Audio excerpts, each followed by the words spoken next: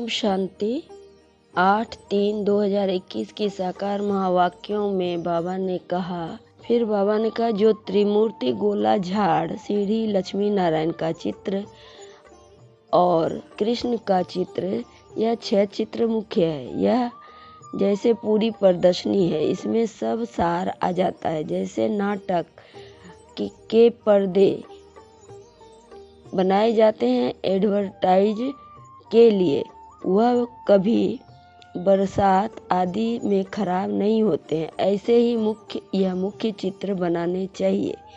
बच्चों को श्रीमत मिलती है रूहानी सर्विस करने के लिए, भारतवासी मनुष्यों का कल्याण करने के लिए।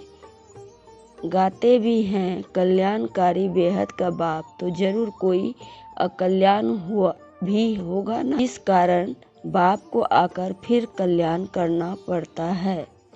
बाबा ने कहा, तुम सदैव युद्ध के मैदान में हो और जगह तो 10-20 वर्ष तक युद्ध चलती है, तुम्हारी माया से अंत तक युद्ध चलती है, परंतु गुप्त है, जिसको कोई जानते नहीं है।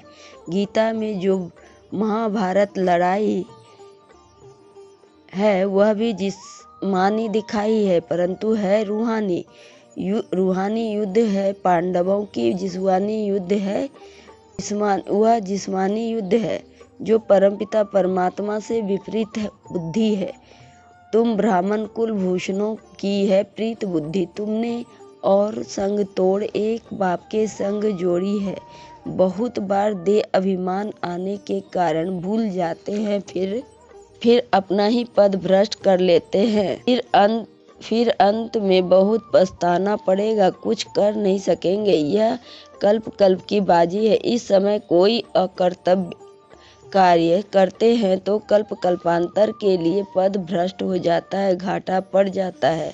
सेफ्टी से रखना पड़े, जो कोई खराब न करे। यज्ञ में असुरों के विघ्न पड़ते हैं, क्योंकि यह नई बात है।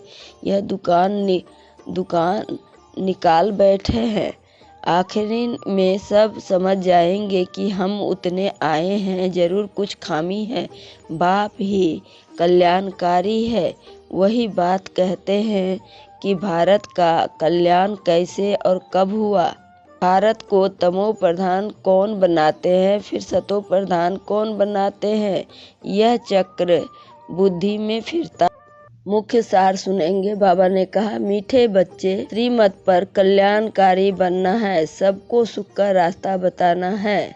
प्रश्न में बाबा ने कहा, किसी भी प्रकार की गफलत होने का मुख्य कारण क्या है? उत्तर, दे अभिमान के कारण ही बच्चों से बहुत भूलें होती हैं। वह सर्विस भी नहीं कर सकते हैं। उनसे ऐसा कर्म होता है जो सब नफरत करते हैं। बाबा कहते हैं, बच्चे आत्माभिमानी बनो, कोई भी कर्तव्य नहीं करो, छीरखंड हो। सर्विस के अच्छे प्लान बनाओ, मुरली सुनकर धारण करो, इसमें पर बेपरवाह नहीं बनो। गीत में बाबा ने कहा, छोड़ भी दे आकाश सिंहासन, आ जाओ धरती पर आना ही। में बाबा ने कहा, तुम पहले बड़ों को समझाओ तो मदद भी करेंगे, बाकी सोए नहीं रहना है। कई बच्चे दे अभिमान में सोए रहते हैं। कमेटी बनाए, छीरखंड हो, प्लान बनाना है चाहिए।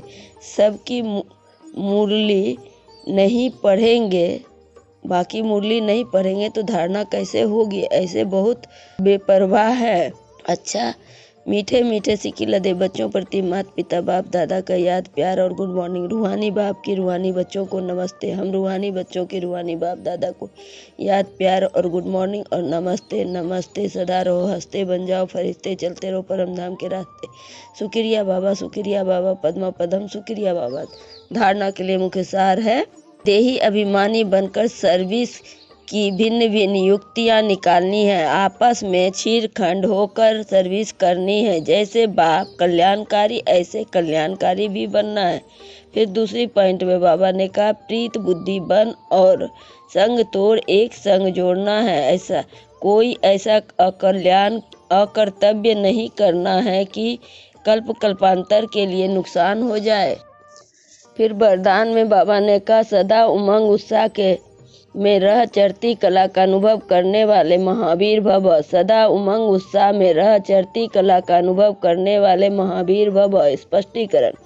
महावीर बच्चे हर सेकंड हर संकल्प में चरती कला का अनुभव करते हैं। उनकी चरती कला सर्व के प्रति भला अर्थात कल्याण करने के निमित्त बना देती है। उन्हें रुकने व थकने की अनुभूति नहीं होती है। वे सदा उमंग उत्साह में रहने वाले होते हैं। रुकने वाले को घोड़े सवार, थकने वाले को प्यादे और जो सदा चलने वाले होते हैं उनको महावीर कहा जाता है। उनकी माया के किसी भी रूप में आंख नहीं डूबती। स्लोगन। शक्तिशाली। फिर बाबा ने स्लोगन में कहा, शक्तिशाली वह है जो अपनी साधना द्वारा जब चाहे शीतल स्वरूप और जब चाहे ज्वाला रूप धारण कर ले। शक्तिशाली वह है जो अपनी साधना द्वारा जब चाहे शीतल रूप और जब चाहे ज्वाला रूप धारण कर ले। ओम शांति, ओम शांति।